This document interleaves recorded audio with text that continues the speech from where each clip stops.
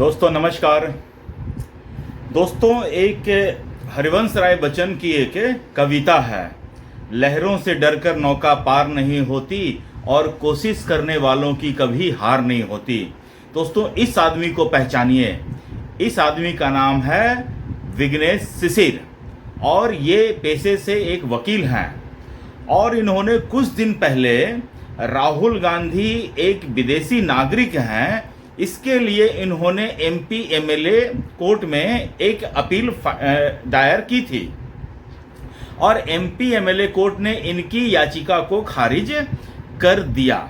लेकिन ये हार नहीं माने, ये पहुंच जाते हैं Lucknow high court, Allahabad high court पहुंच जाते हैं। उनकी लखनऊ बेंच में सुनवाई होती है, वहां पर याचिका डालते हैं और वहां पर सुनवाई होती है और इन्होंने तमाम सबूत जो इन्होंने इकट्ठा किए थे आरटीआई के माध्यम से, ब्रिटिश के सांसद के माध्यम से, वहाँ पर कंपनीज एक्ट के माध्यम से तमाम सबूत उन्होंने इकट्ठा किए थे। वो तमाम सबूत जो हैं लखनऊ की बेंच में सबमिट किया था।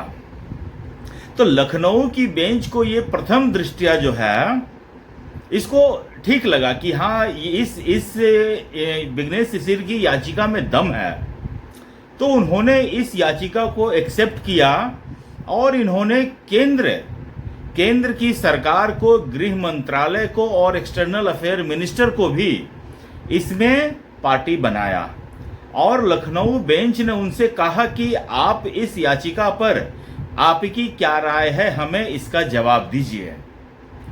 तो चूंकि गृह मंत्रालय अमित शाह के अंडर में आता है तो उन्होंने इसके ऊपर कहा कि हमारे पास इसका जवाब है, लेकिन हम जो है इसका जवाब ओपन कोर्ट में नहीं दे सकते हैं, this is very sensitive information, और हम बंद कोर्ट में इसका जवाब देंगे, बंद लिफाफे में इसका जवाब देंगे।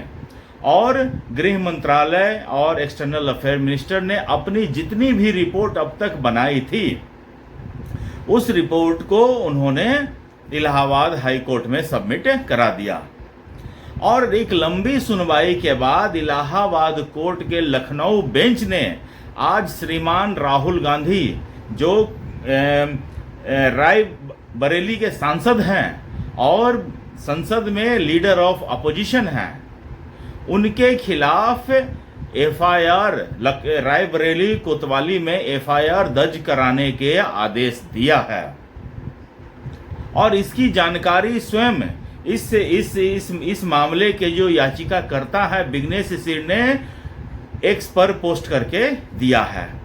उन्होंने कहा कि एक लंबी सुनवाई के बाद ऑनरेबल कोर्ट ने राहुल गांधी के खिलाफ कोतवाली थाने में, रायबरेली कोतवाली थाने में ब्रिटिश नागरिकता के बारे में मामले में एफआईआर दर्ज करने के आदेश दिए हैं। दोस्तों जैसा कि आप लोग सबको पता है कि भारत में दोहरी नागरिकता का कॉन्सेप्ट नहीं है। अगर आप जैसे ही किसी दूसरे देश की नागरिकता लेते हैं आपका भारत की नागरिकता स्वतः खत्म हो जाती है और आपको फिर से भारत की नागरिकता लेनी पड़ती है। लेकिन दोस्तों जैसा कि गांधी परिवार का शुरू से ही चाल चरित्र और चेहरा रहा है, वो भारत के किसी भी संविधान को नहीं मानते हैं, वो भारत की संविधान को अपने पॉकेट में रखकर चलते हैं, वो भारत की संविधान को अपने बाप दादा की जागीर मानते हैं। जब जिसका जैसे मन चाहा, गांधी परिवार का शुरू से नेहरू से लेकर राहुल गांधी तक सबका इतिहास रहा है, इसने भारत के संविधान को रौंदा है।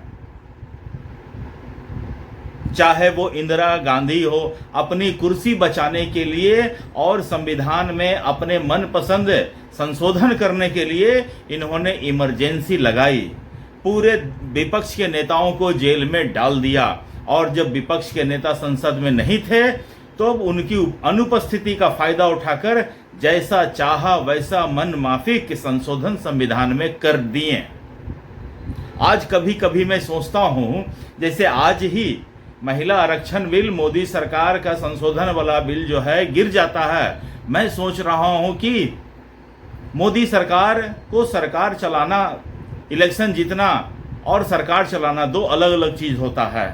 इलेक्शन तो मोदी जी जीत जाते हैं, जनता उनके साथ है, लेकिन मोदी जी को सरकार चलाना हो तो कांग्रेस से थोड़ा सीखना पड़ेगा, ट्यूशन लेना पड़ेगा।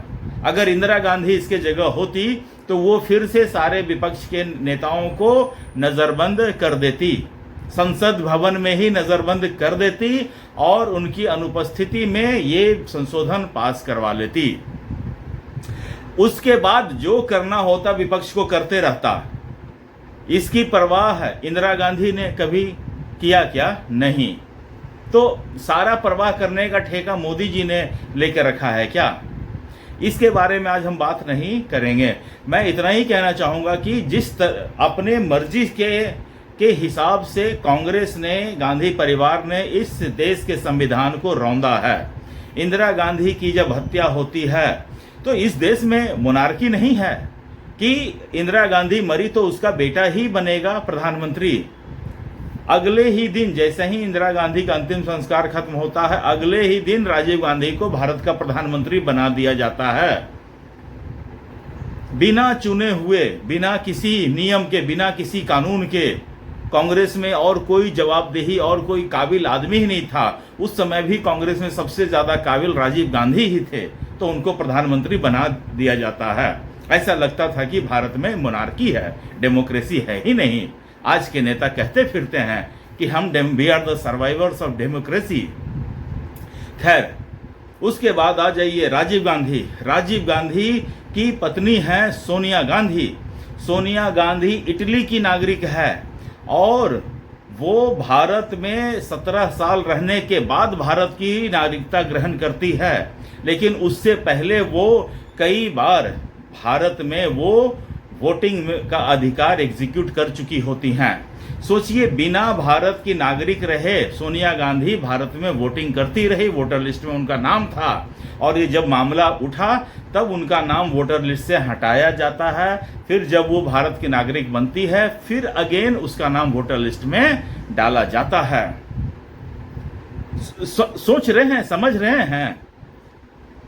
और दोस्तों, आज फिर से राहुल गांधी, सोचिए, लखनऊ हाईकोर्ट जो है इस सबूत देखने के बाद, जितने सबूत home minister, external affair minister और बिजनेस सिर ने प्रस्तुत किए हैं, उससे वो कन्विंस्ड है, तभी तो जाकर एफआईआर दर्ज करने का आदेश दिया है।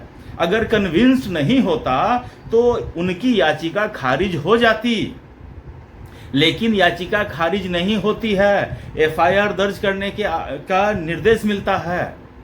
सोचिए, राहुल गांधी एक विदेशी नागरिक है और वो 20 साल से इस देश में सांसद है, इस देश के संसद में बैठता है। इस देश के 2004 से 2014 तक वो गवर्नमेंट का अंग रहा था। He was part of government, not only part of the government, he was on top of the government. इसके पास इतनी पावर थी कि प्रधानमंत्री द्वारा पारित अध्यादेश को फाड़ सकता है, उसकी इतनी हिम्मत थी।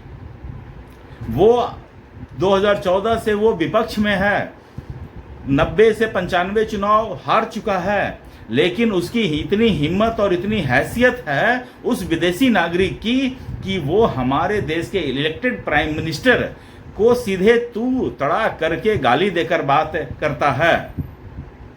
वो आतंकवादियों को तो भरपूर इज्जत देता है, लेकिन इस देश के प्राइम मिनिस्टर को, इस देश के होम मिनिस्टर को, इस देश के राष्ट्रपति को वो तू तड़ा करके बात करता है।